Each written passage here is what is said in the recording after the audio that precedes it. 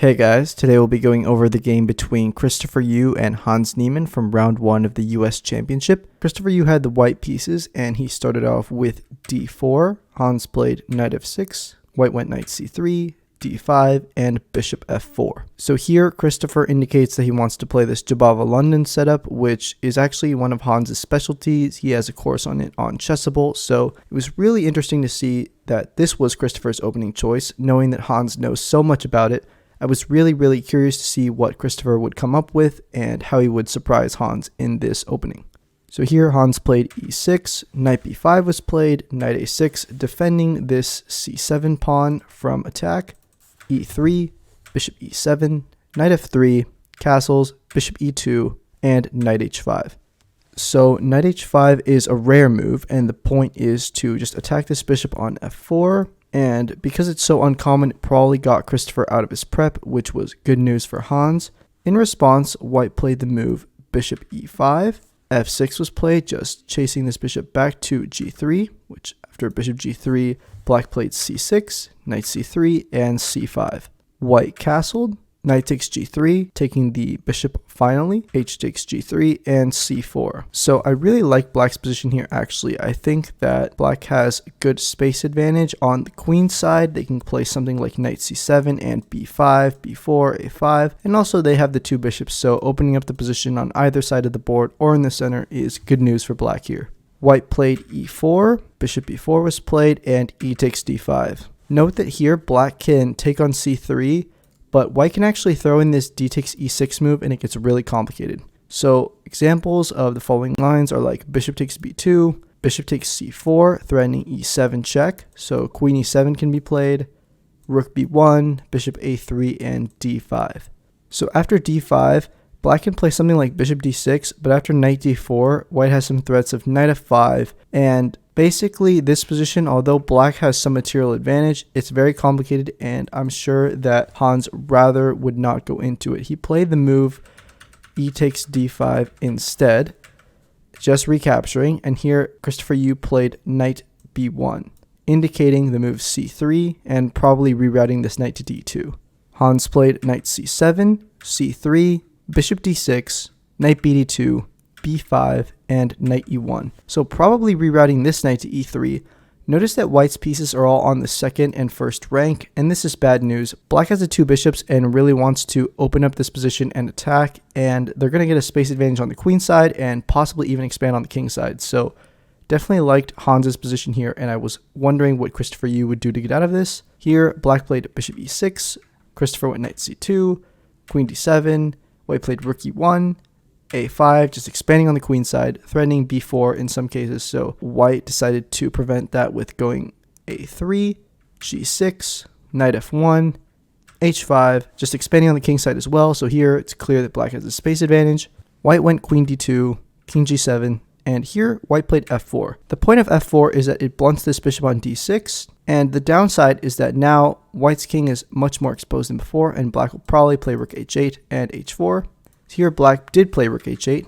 After bishop f3, Hans played the move that was probably the most important move of this game, which was f5. Now f5 has a pretty clear intention behind it. He wants to bring this knight to e4 via e8 and f6. However, Christopher here can play the move rook e5, which was the downside of playing f5 and taking away control of this f6 square. So rook e5 is definitely possible, and after something like bishop takes e5, d takes e5, it's just a very complicated position because white is down in exchange. However, he does have the d4 outpost for his knight. Instead of that, however, white played the move rook e2, and then Hans played knight e8. Then rook ae1 was played, attacking this bishop, so black had to respond to that with bishop f7. Now, Christopher did play rook e5, but Hans did not take it. Note that if he takes this rook immediately, white can recapture with the d-pawn, and now this knight cannot get to e4 because the e-pawn covers the d6 square and the f6 square.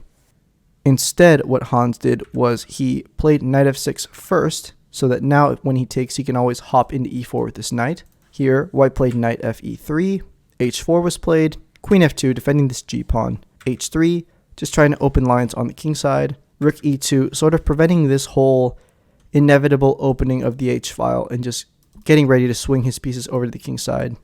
also making room for the queen to potentially go to e1 and the king to have an escape square on f2. Here, rook a8 was played, queen e1, knight e4, and g4. So here, white is finally threatening to open up black's kingside, and now Hans decides that it's the perfect time to take on e5 and win the exchange. So bishop takes e5 was played, d takes e5, h takes g2, rook takes g2, and here white has a lot of threats actually, because he can take this pawn on f5 because of the pin on the king, right? So you can't recapture. However, black found a very precise counter to this. He played rook h3. Now, after rook h3, the best move is bishop takes e4.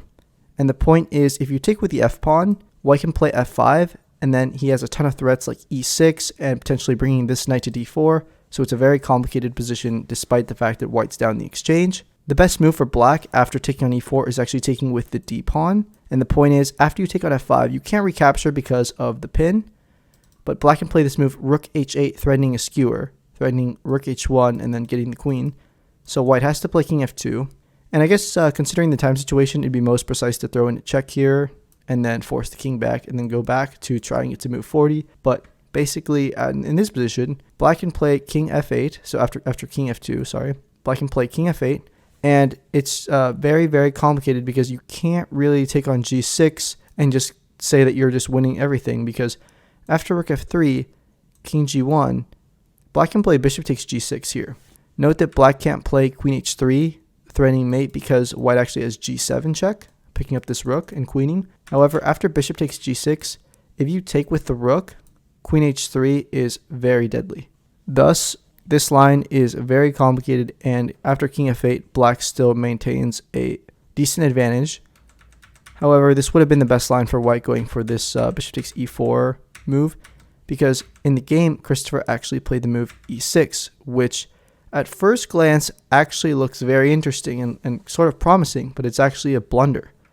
After bishop takes e6, the idea was to take on f5, which he did, and after bishop takes f5, you can't play this move knight takes f5, queen takes f5, bishop g4. It looks like you can, and this would be a great idea, and the whole point is that, you know, you can't recapture with the g-pawn because it's pinned. So after queen takes f5, it looks like you can go bishop g4 at first, but actually black has this really nice move, rook h8. And if you take the queen, you're getting mated on h1. Thus, the only move is to take on h3 with the bishop, but after queen takes h3, this knight covers the f2 square, and you're just getting mated if you're white. So this is just game over, and this is why this whole idea with taking on f5 and going bishop g4 doesn't work. So instead, you took on f5 and played the move knight d4. However, this is a much worse version. Black is obviously not going to take on f4 and allow knight e6, getting a big fork. Instead, black simply went queen f6, and now white's just down in exchange. And after bishop takes e4, which Christopher Yu played, black went rook e8, just not taking immediately and taking advantage of the pin on the queen. And here, it's just extremely tough to play, and although Christopher found some tricky moves, it's pretty much lost from here. White played f5 in this position, and after rook takes e4, queen f2 was played. But here, Hans converted nicely, played the move rookeh4. And after rook takes g6, it looks like you're sort of winning the queen by taking on g6. Black can take, and not take back on g6, but instead throw in this rook to h1 check, and then picking up white's queen like this. So here, black played rook h2. Note that they don't have to take this g6 pawn immediately, it's really stuck, and he should focus on gathering the queenside pawns so that white cannot make a draw. And Hans played this pretty precisely. After king e3, rook takes b2 was played, defending this b5 pawn as well. King f4 was played, and finally black decides to take on g6, king e5 going after this d5 pawn, but it's too little too late.